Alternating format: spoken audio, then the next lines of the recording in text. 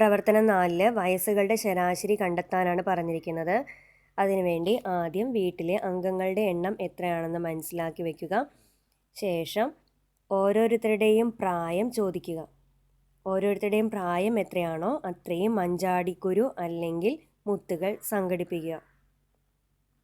അതിനുശേഷം തന്നിരിക്കുന്ന ചാർട്ട് പേപ്പറിൽ ഒന്ന് മുഴുവനായി എടുക്കാം, പകുതിയാണേലും കുഴപ്പമില്ല. അത് ആളുകളുടെ എണ്ണം അനുസരിച്ച്, ഇവിടെ ഇപ്പം 4 പേര് എന്ന കണക്കിലാണ് 4 വൃത്തങ്ങൾ വരച്ചിരിക്കുന്നത്.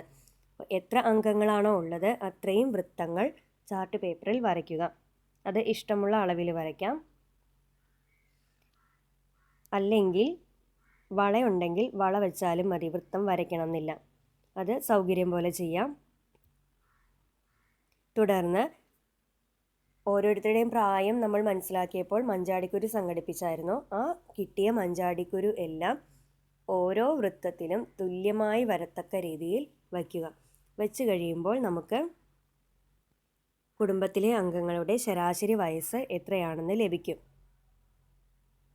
ചിലപ്പോൾ 1-2 മഞ്ചാടിക്കുരു അധികമായിട്ട് വരാം, അത് നമ്മൾ കണക്കാക്കേണ്ടതില്ല. ഇപ്പോൾ 4 വൃത്തങ്ങളാണല്ലോ ഇവിടെ ഉള്ളത്. ഇതിലിപ്പോൾ 2 മഞ്ചാടിക്കുരു അധികമായിട്ട് വന്നിട്ടുണ്ടെങ്കിൽ 4-ൽ 2 വന്നിരിക്കുന്നത്. അപ്പോൾ നമുക്കൊരു ശരാശരി ഇവിടെ ഇപ്പോൾ 25 ആയിരുന്നെങ്കിൽ 25/2/4 അല്ലെങ്കിൽ 25 വരും. പ്രായം നമ്മൾ ഒരിക്കലും പോയിൻ്റ് ആയിട്ട് പറയാറില്ലല്ലോ, അതുകൊണ്ട് ആ എക്സ്ട്രാ വരുന്ന മഞ്ചാടിക്കുരു അല്ലെങ്കിൽ മുത്തുകൾ ഒഴിവാക്കാം കേട്ടോ. എല്ലായിടത്തും ഒരുപോലെ വരുന്ന രീതിയിൽ മഞ്ചാടിക്കുരു അറേഞ്ച് ചെയ്ത് വെച്ചാൽ മതി കേട്ടോ.